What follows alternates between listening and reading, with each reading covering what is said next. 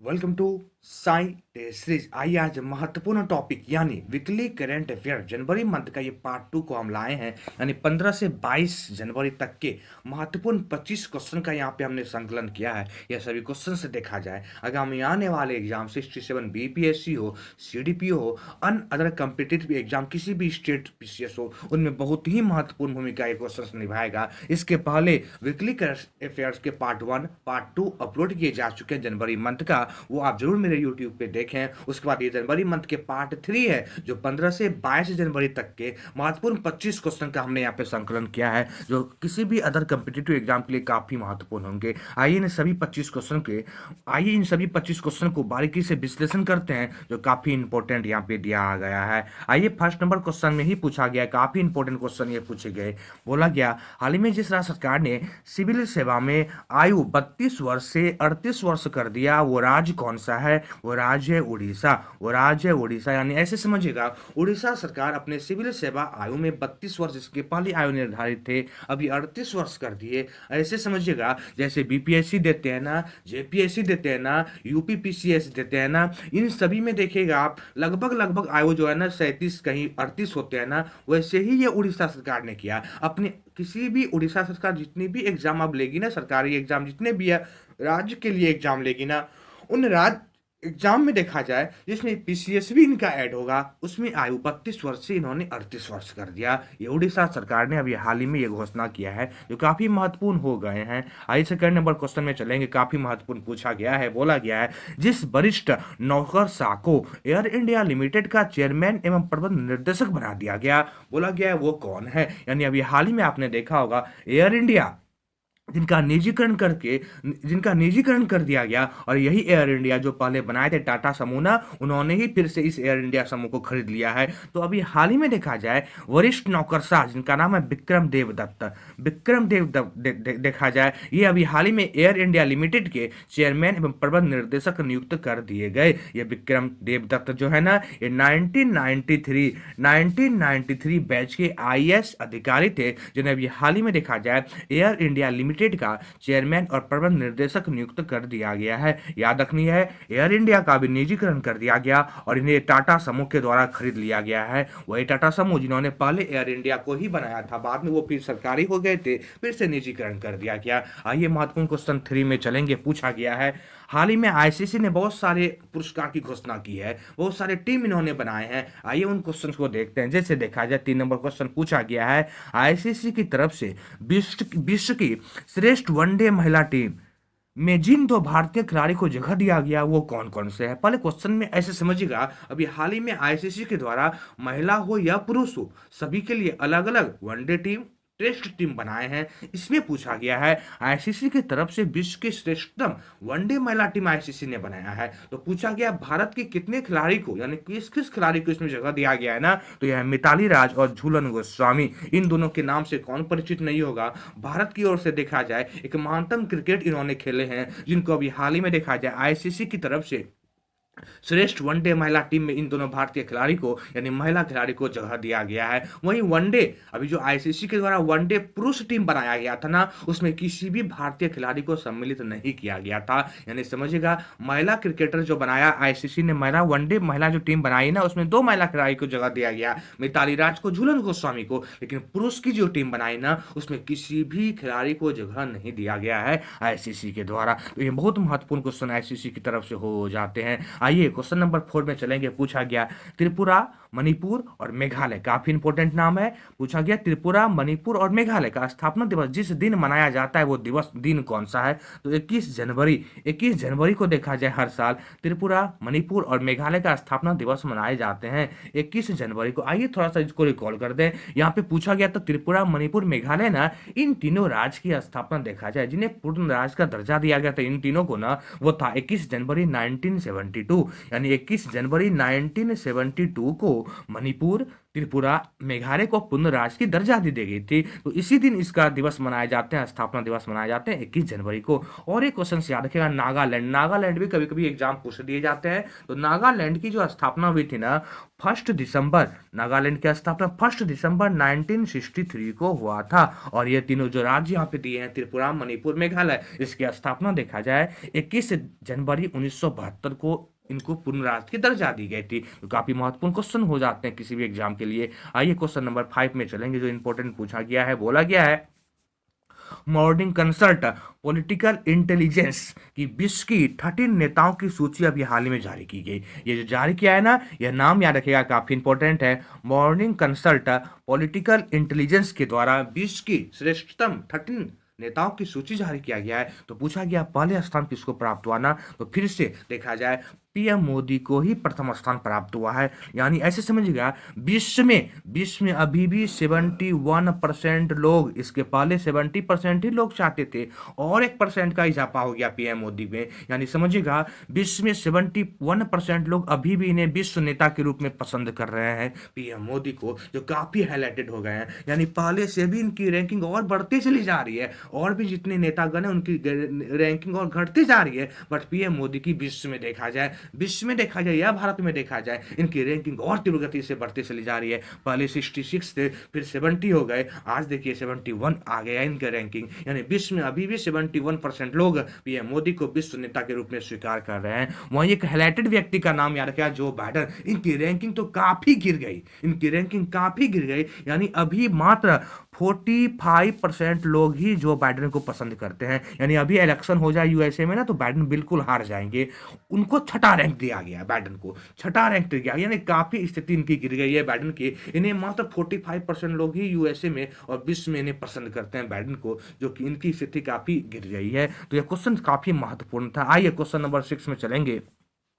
ICC की तरफ से चुनी गई विश्व टेस्ट एकादश, अभी जस्ट ऊपर में आपको वनडे एकादश के बारे में हम बात कर रहे थे ना, यहाँ टेस्ट एकादश के बारे में पूछा गया है। जिन भारतीय खिलाड़ी को जगह मिला है ना, वो भारतीय खिलाड़ी कौन है। यानी इस क्वेश्चन को समझने के पहले क्वेश्चन से समझ ले। अभी जस्ट ऊपर में हम महिला वनडे टीम की बात कर रहे थे ना, वहाँ पे पुरुष टीम के बारे में भी आपको हम बताए। यानी आईसीसी की तरफ से वनडे पुरुष टीम और टेस्ट टीम का भी बनाया गया है, जिसमें वनडे में किसी भी भारतीय खिलाड़ी को जगह नहीं दिया गया, बस टेस्ट में जगह दिए गए हैं। इस टेस्ट में आईसीसी की तरफ जो टेस्ट टीम बनाया गया ना, उसमें 3 भारतीय खिलाड़ी को जगह दिया गया है, जो काफी हाईलाइटेड नाम रोहित शर्मा आ गए हैं। रोहित शर्मा पहले ऐसे खिलाड़ी भारत के हो गए जिन्हें इस बार आईसीसी की तरफ से इन्हें देखा जाए तो टेस्ट एकादश में इन्हें शामिल किया गया। फिर आर अश्विन को शामिल किए गए, फिर ऋषभ पंत को शामिल किया गया है। फिर से रिकॉल कर दूं, आईसीसी के द्वारा टेस्ट एकादश में शामिल होने वाले 3 भारतीय हैं, रोहित शर्मा है, आर अश्विन है, ऋषभ पंत है। इसमें विराट कोहली को या अन्य किसी अदर भारतीय खिलाड़ी को सम्मिलित नहीं किया गया है।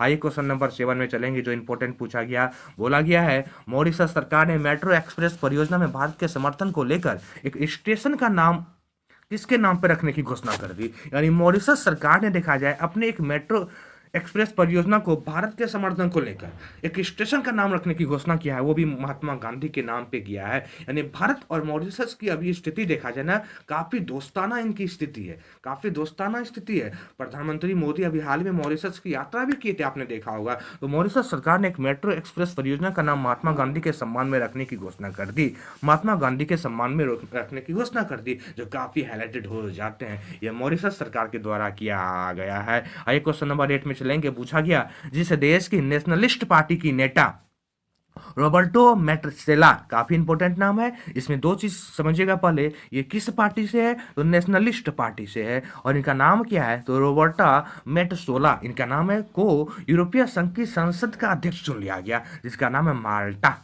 जिनका नाम है माल्टा। याद रखिएगा, जिस देश की, यानी माल्टा देश याद रखना है, ठीक है। माल्टा देश की नेता है ये, जो कि नेशनलिस्ट पार्टी की है, जिनका नाम है रॉबर्टो मेट्सोला, जिन्हें हाल ही में माल्टा देश के संसद के द्वारा इन्हें अध्यक्ष चुन लिया गया है। याद रखिएगा, ये माल्टा देश के संसद के अध्यक्ष चुने जाने वाली ये तीसरी महिला हो चुकी है, जो काफी इंपॉर्टेंट है, और सबसे कम उम्र की भी महिला ये बन चुकी है, जिनका नाम है रोबर्टा मेट्सोला। काफी इंपॉर्टेंट क्वेश्चन थे, आइए आगे क्वेश्चन में चलेंगे। पूछा गया है 9 नंबर क्वेश्चन बोलेंगे, जिस देश की पहली ट्रांसजेंडर डॉक्टर बनकर सारा गिल, काफी इंपॉर्टेंट ये नाम होगा आगामी एग्जाम के लिए। यानी पूछा गया जिस देश की पहली ट्रांसजेंडर डॉक्टर बनकर सारा गिल ने इतिहास रच दिया, वो देश कौन है? पाकिस्तान। तो ऐसे समझिएगा, पाकिस्तान की अभी एक ट्रांसजेंडर डॉक्टर बन गई, पाकिस्तान की एक ट्रांसजेंडर डॉक्टर बन गई और पहली महिला ट्रांसजेंडर बनी है जिसका नाम है सारा गिल, जिसका नाम है सारा गिल। अभी हाल ही में ये बन गए हैं। इसमें एक पॉइंट याद रखिएगा, सारा गिल देखा जाए ना, पाकिस्तान के जिन्ना मेडिकल कॉलेज से इन्होंने एमबीबीएस की डिग्री प्राप्त की है। यानी सारा गिल ने पाकिस्तान के जिन्ना मेडिकल कॉलेज से इन्होंने एमबीबीएस की डिग्री प्राप्त की है और ये पाकिस्तान की पहली महिला ट्रांसजेंडर डॉक्टर बन गई जिसका नाम है सारा गिल। काफी इंपॉर्टेंट क्वेश्चन थे। आइए 10 नंबर क्वेश्चन में चलेंगे। पूछा गया है, केंद्र सरकार ने हाल ही में राष्ट्रीय सफाई कर्मचारी आयोग का कार्यकाल जिस तारीख तक बढ़ा दिया, वो डेट कौन सा है? यानी यह डेट है 31 मार्च 2025 है। 31 मार्च 2025 तक देखा जाए, केंद्र सरकार ने राष्ट्रीय सफाई कर्मचारी आयोग का कार्यकाल बढ़ा दिया गया है। इसमें एक पॉइंट याद रखिएगा, यहाँ एक पॉइंट आया है राष्ट्रीय सफाई कर्मचारी आयोग ना, इसकी स्थापना काफी इंपॉर्टेंट है, 12 अगस्त 1994 में हुआ था। यानी राष्ट्रीय सफाई कर्मचारी आयोग की स्थापना 12 अगस्त 1994 में और इसका कार्यकाल देखा जाए बढ़ा दिया गया 31 मार्च 2025 कर दिए गए केंद्र सरकार के द्वारा। आइए 11 नंबर क्वेश्चन में चलेंगे जो काफी इंपॉर्टेंट पूछा गया है। बोला गया है, भारत की हिंदुस्तान एरोनॉटिक्स लिमिटेड, जिसको आप शॉर्ट में HAL के नाम से जानते हैं ना, एडवांस लाइट हेलीकॉप्टर जिसे देश को बेचने का समझौता किया, वो देश कौन सा है? मॉरिशस।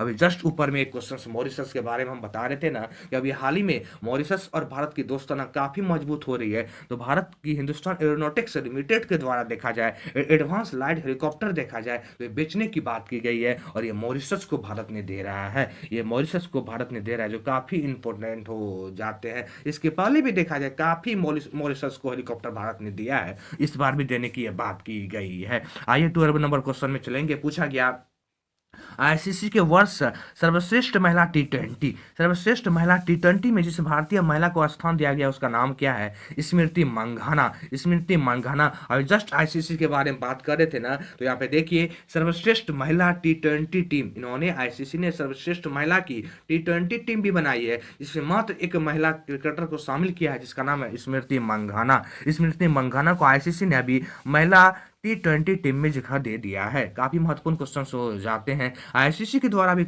बहुत सारे टीम बनाए गए, पुरस्कार की भी घोषणा की जा रही है, तो ये सभी आगामी एग्जाम के लिए काफी इंपॉर्टेंट हो जाएंगे। आइए 13 नंबर क्वेश्चन में चलेंगे जो महत्वपूर्ण पूछा गया है। बोला गया है, परिधान निर्यात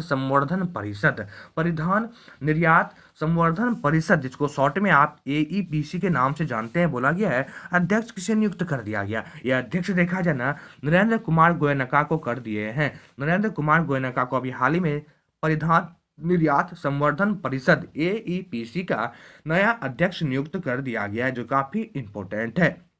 कि नरेंद्र कुमार गोयनका जो है ना, इसके पहले देखा जाए तो टेस्ट पोर्ट का आपने नाम सुना होगा, टेस्ट पोर्ट इंडस्ट्री एक था जिसकी संस्थापक थी ये नरेंद्र कुमार गोयनका, और वर्तमान में देखा जाए तो AEPC का अध्यक्ष नियुक्त कर दिया गया, जो काफी इंपॉर्टेंट हो जाते हैं। आइए 14 नंबर क्वेश्चन में चलेंगे। पूछा गया, जिस राज्य सरकार ने निजी क्षेत्र में स्थानीय निवासियों के लिए 75% नौकरी आरक्षित कर दिया, वो राज्य कौन सा है? हरियाणा। यानी ऐसे समझिएगा, ये हरियाणा सरकार ने 15 जनवरी 2022 से प्राइवेट नौकरियों में अपने राज्य की 75% नौकरियों को आरक्षित कर दिया है। तो ये डेट याद रखनी है, ये किया है 15 जनवरी 2022 के बाद। प्राइवेट सेक्टर में उन्होंने 75% नौकरियां आरक्षित कर दिया हरियाणा सरकार के द्वारा। आइए 50 नंबर क्वेश्चन में चलते हैं जो काफी इंपॉर्टेंट पूछा गया। बोला गया है, भारतीय सेना दिवस, जी अभी हाल ही में आपने देखा होगा इंडियन आर्मी डे मनाया गया। बोला गया जिस दिन मनाए जाते हैं, तो किस दिन मनाया जाता है? तो 15 जनवरी को ही मनाए जाते हैं। याद रखिएगा, इसमें एक पॉइंट, पहली बार इंडियन आर्मी डे जो है ना 1949 में ही बनाया गया था। याद रखिएगा, पहली बार इंडियन आर्मी डे या 1949 में मनाए गए थे। वहीं आता है एक वायुसेना दिवस और एक जल सेना दिवस, ये दोनों भी काफी इंपॉर्टेंट हो जाते हैं। तो यहाँ पूछा गया भारतीय सेना दिवस ना, इंडियन आर्मी डे ना, तो ये 15 जनवरी को मनाए जाते हैं, जो पहली बार 1949 में ही मनाया गया था। आइए 60 नंबर क्वेश्चन में चलते हैं। पूछा गया, वह देश जिसने भारत के साथ ब्रह्मोस मिसाइल खरीदने का 2780 करोड़, याद रखिएगा, ब्रह्मोस मिसाइल खरीदने का 2780 करोड़ रुपए का समझौता किया है ना, यह है फिलीपींस। यह है फिलीपींस। फिर से क्वेश्चन को समझ लें, भारत के साथ ब्रह्मोस मिसाइल खरीदने का, यानी भारत से वो खरीदेंगे ब्रह्मोस मिसाइल जो कि 2780 करोड़ का डील हुआ है ना, ये फिलीपींस है। ये फिलीपींस सरकार के द्वारा अभी हाल ही में किया गया है, जो काफी इंपॉर्टेंट हो जाते हैं। तो बहुत ही महत्वपूर्ण क्वेश्चन थे, याद रखनी है। अभी हाल ही में ब्रह्मोस मिसाइल बेचने का भारत ने बात किया और ये खरीदेंगे कौन, तो फिलीपींस ने। कितने में, तो 2780 करोड़ में यह बात हुई, यानी समझौता हुई है। आइए 17 नंबर क्वेश्चन में चलते हैं, जो महत्वपूर्ण पूछा गया, बोला गया है, भारत और जिस देश की नौसेना ने भारत और जिस देश की नौसेना ने अभी हाल ही में एक अभ्यास किया जिसका नाम है पासिंग एक्सरसाइज, काफी इंपॉर्टेंट हो जाता है। एक होता है पेसेक्स, एक होता है पासिंग, ये दोनों में अंतर है। तो पासिंग एक्सरसाइज अभी हाल ही में देखा जाए रशिया के द्वारा किए गए हैं। ये पासिंग एक्सरसाइज अभी हाल ही में रशिया के द्वारा किए गए हैं। काफी महत्वपूर्ण अभ्यास हो जाते हैं जो एग्जाम में बारीकी से पूछे जाते हैं। तो जितने भी अभ्यास 2021 में हो गए ना, वो सभी को एक बार जरूर रिकॉल कर दिया जाए, जो कि बीपीएससी या सीडीपीओ में आने की पूर्ण संभावनाएं होगी। जैसे यह अभ्यास देखा जाए, पासिंग एक्सरसाइज ना, ये भारत और रूस के बीच नौसैनिक अभ्यास है। नौसैनिक अभ्यास है जो काफी इंपॉर्टेंट हो जाते हैं। आइए 18 नंबर क्वेश्चन में चलेंगे। पूछा गया, फोर्स की सर्वाधिक कमाई करने वाली शीर्ष 10 महिला खिलाड़ी, 10 महिला खिलाड़ी का सूची जारी किया गया है, वो भी फोर्स के द्वारा ना, सर्वाधिक कमाई करने में पूछा गया है 2021 का सबसे वो महिला कौन हो गए जो सबसे अधिक कमाई करके प्रथम स्थान प्राप्त किया है ना, नाओमी ओसाका का आपने नाम सुना होगा। ऑस्ट्रेलियन ओपन विजेता महिला एकल में 2021 की नाओमी ओसाका देखा जाए, ये विश्व की पहली ऐसी महिला खिलाड़ी है जो सबसे अधिक इनकम प्राप्त करती है। यानी फोर्स के द्वारा इनका एक लिस्ट जो जारी किया गया ना, सबसे अधिक कमाई करने वाले महिला में इनको दर्शाया गया है, नाओमी ओसाका। ये जापान से संबंधित है। ये इस बार देखा जाए ऑस्ट्रेलियन ओपन का महिला एकल विजेता भी ये बन चुकी थी, नाओमी ओसाका। भारत की ओर से भी देखा जाए एक भारतीय खिलाड़ी को सम्मिलित किया गया है, भारतीय महिला खिलाड़ी को, जिनका नाम है पीवी सिंधु। पीवी सिंधु को देखा जाए 7वें स्थान पर रखा गया है। यानी विश्व की महिला खिलाड़ी में देखा जाए पीवी सिंधु भारत की ओर से प्रथम स्थान पे और विश्व के रूप में 7वें स्थान पे सबसे अधिक महिला खिलाड़ी में यह पैसा, यानी क्या, यह फोर्स के द्वारा सर्वाधिक कमाई करने में 7वें स्थान पे विश्व की सूची में आ गए हैं पीवी सिंधु। और पहले स्थान का भी एग्जाम पूछे तो नाओमी ओसाका आ जाएगा। आइए महत्वपूर्ण क्वेश्चन में चलेंगे आगे। 19 नंबर क्वेश्चन पूछा गया है, ऑस्ट्रेलिया बिग बैश लीग अभी स्टार्ट होने वाला है। याद रखिएगा, ऑस्ट्रेलियाई बिग बैश लीग अभी स्टार्ट होने वाला है। बोला गया है खेलने वाले पहले भारतीय खिलाड़ी बन जाएंगे। ये कौन भारतीय खिलाड़ी हो गए हैं जो इस ऑस्ट्रेलियाई बिग बैश लीग में सम्मिलित हो गए हैं, तो ये उन्मुक्त चंद। उन्मुक्त चंद के बारे में 2 पॉइंट याद रखिएगा। 2012 में अंडर 90 टीम के ये कप्तान थे, जिनके कप्तानी में भारत ने 2012 का अंडर 19 विश्व कप भी जीता था। ये उन्मुक्त चंद थे। अभी हाल ही में इन्होंने इंटरनेशनल क्रिकेट से संन्यास ले लिया। सबसे कम उम्र में, यानी 29 वर्ष में ही इंटरनेशनल क्रिकेट से संन्यास लेने वाला ये खिलाड़ी बन गए हैं उन्मुक्त चंद, जो कि 2012 में भारत के अंडर 90 टीम के कप्तान थे, जो भारत को वर्ल्ड कप भी जिताया था, यानी अंडर 90 वर्ल्ड कप जिताया था। अभी ये ऑस्ट्रेलियाई बिग बैश लीग में खेलने वाले पहले भारतीय बन जाएंगे। इनका नाम है उन्मुक्त चंद। आइए 20 नंबर क्वेश्चन में चलेंगे। यानी 20 नंबर क्वेश्चन में पूछा गया, जिससे लगातार दूसरी बार फीफा के सर्वश्रेष्ठ फुटबॉलर, काफी इंपॉर्टेंट हो जाएंगे, फीफा के सर्वश्रेष्ठ फुटबॉलर के रूप में चुना गया, उसका नाम क्या है, काफी इंपॉर्टेंट नाम है, याद रखिएगा, रॉबर्ट लेवांडोव्स्की। याद रखिएगा, इसे अभी हाल ही में फीफा का सर्वश्रेष्ठ फुटबॉलर के रूप में घोषित कर दिया गया, जो काफी इंपॉर्टेंट है। यह देखा जाए पोलैंड के खिलाड़ी है, ये पोलैंड के खिलाड़ी है रॉबर्ट लेवांडोव्स्की, जिन्हें अभी हाल ही में फीफा के सर्वश्रेष्ठ फुटबॉलर के रूप में चुना गया ना, ये पोलैंड के फुटबॉलर हैं जो काफी महत्वपूर्ण हो जाते हैं। आइए 21 क्वेश्चन में चलेंगे। पूछा गया, जो हाईकोर्ट न्याय घड़ी स्थापित करने वाला देश का पहला हाईकोर्ट बन गया है। ये न्याय घड़ी क्या होता है पहले इन्हें समझ लें। ये न्याय घड़ी क्या होते हैं पहले इसे समझ ले। यानी न्याय घड़ी ऐसे समझिएगा, अदालत का जो परिसर है ना, गुजरात हाईकोर्ट की जो अदालत का परिसर है ना, उसमें एक घड़ी लगा दिया गया है। ये एलईडी घड़ी लगाए गए हैं, एलईडी घड़ी लगाए गए हैं जो कि सहूलियत पहुंचाएंगे। यानी अदालत में ही एक घड़ी लगाया गया है, जो एलईडी घड़ी लगाए गए हैं, जो गुजरात हाई कोर्ट के द्वारा यह लगाया गया है, काफी इंपॉर्टेंट हो जाते हैं। ये गुजरात हाई कोर्ट देखा जाए तो न्याय घड़ी लगाने वाला, स्थापित करने वाला ये भारत का पहला हाई कोर्ट बन गया, जिसका नाम है गुजरात हाई कोर्ट, जो काफी इंपॉर्टेंट हो जाता है। आइए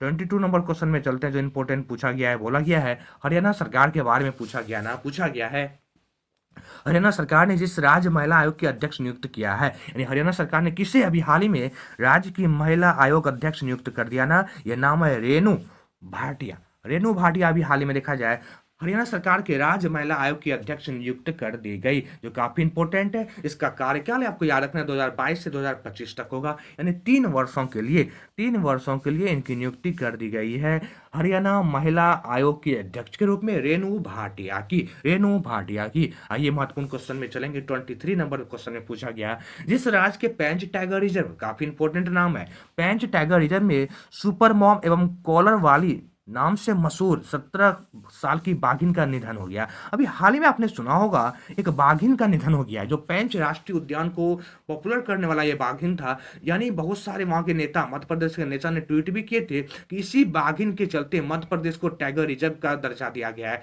टाइगर रिजर्व कहा जाता है मध्य प्रदेश को, यानी ऐसे समझिए का नाम था सुपर मॉम, इन्हें कहा गया था। यानी 17 साल की ये बाघिन थी, 17 साल की ये बाघिन थी। इसका जन्म देखा जाए 2005 में हुआ था। इस बाघिन का जन्म 2005 में इसी पेंच टाइगर रिजर्व में हुआ था, और पहली बार 2008 में ये मां बनी थी। यानी 2008 से ये बच्चे दे रहे थे, यानी 2005 में इनका जन्म, और 3 साल के बाद ये बच्चे देना स्टार्ट किए थे। लगभग देखा जाए 2008 से 2021 तक में यह लगभग 29 ऐसे शावक को जन्म दे चुका है। 29, 8 साल के दरमियान में देखा जाए लगभग 8 से 10-12 साल के दरमियान में देखा जाए लगभग ये 29 शावक को जन्म दे चुका है, जो काफी हाईलाइटेड हो जाते हैं। और इन शावक को देखते हुए देखा जाए पेंच टाइगर रिजर्व को ही टाइगर रिजर्व का दर्जा दिया गया है। इन 17 वर्षीय बाघिन का अभी हाल ही में निधन हो गया, जो काफी इंपॉर्टेंट हो जाते हैं। आइए 24 नंबर क्वेश्चन में चलेंगे, जो इंपॉर्टेंट पूछा गया है। बोला गया है, उपभोक्ता शिकायत के ऑनलाइन समाधान के लिए शुरू किया गया ई दाखिला पोर्टल। काफी इंपॉर्टेंट नाम है, ई दाखिला पोर्टल पूछा गया ना। अब जितने राज्य और संघीय प्रदेश में शुरू हो चुका है वो राज्य है 15, यानी हाल ही में देखा जाए उपभोक्ता शिकायत के लिए ऑनलाइन पोर्टल इसी में छिपा हुआ है। यानी शिकायत के लिए ऑनलाइन पोर्टल समाधान है, तो एक ई दाखिला पोर्टल को लॉन्च किया गया। पूछा गया ये केंद्र सरकार के द्वारा किए गए हैं। पूछा गया ये कितने राज्य और संघीय प्रदेश में शुरू हो चुका ना, ये 15 राज्य और संघीय प्रदेश में शुरू हो चुका है, जो काफी इंपॉर्टेंट हो जाएंगे। पहली बार ये दाखिला पोर्टल को जो है ना 20 जुलाई 2020 को ही लागू किया गया था, बट अभी देखा जाए भिन्न भिन्न राज्यों में इन्हें स्टार्ट कर दिया गया है। तो काफी महत्वपूर्ण क्वेश्चन हो जाते हैं। आइए 25 नंबर क्वेश्चन में चलेंगे, और करेंट अफेयर्स की वीकली सीरीज के पार्ट 3 में यह महत्वपूर्ण क्वेश्चन का 25वां यानी लास्टवां क्वेश्चन होगा, जो काफी इंपॉर्टेंट है। आइए इन्हें रिकॉल करते हैं। पूछा गया, प्रतिवर्ष जिस तारीख को राष्ट्रीय आपदा प्रतिबल दिवस यानी एनडीआरएफ का स्थापना दिवस मनाया जाता है ना, वो दिवस कौन सा है, तो 19 जनवरी है। 19 जनवरी, जो काफी इंपॉर्टेंट हो जाते हैं। तो याद रखनी है, राष्ट्रीय आपदा प्रतिबल की स्थापना देखा जाए 2020 में हुआ था, जो अभी हाल ही में देखा जाए 19 जनवरी को इसका स्थापना दिवस ही बनाया जाता है, जो काफी इंपॉर्टेंट हो जाते हैं। तो ये सभी जनवरी मंथ के पार्ट 3 यानी वीकली करंट अफेयर्स 18 से 22 जनवरी के पार्ट 3 का ये महत्वपूर्ण 25 क्वेश्चन था, जो किसी भी आगामी एग्जाम के लिए काफी इंपॉर्टेंट हो जाएगा। जैसे अभी आप ये हाल ही में आने वाला 67 बीपीएससी और सीडीपीओ है ना, तो उन सभी में देखा जाए ये क्वेश्चन काफी हाईलाइटेड हो जाएंगे। तो मुझे विश्वास है आपको ये करंट अफेयर्स का सीरीज बहुत ही पसंद आते होंगे। आप इन्हें लाइक करें, आप इन्हें सब्सक्राइब करें और इन्हें शेयर भी करने का प्रयास करें। Thank you. फिर मिलेंगे आपसे किसी नेक्स्ट करंट के सीरीज में। Thank you. आज इतना ही। Bye bye.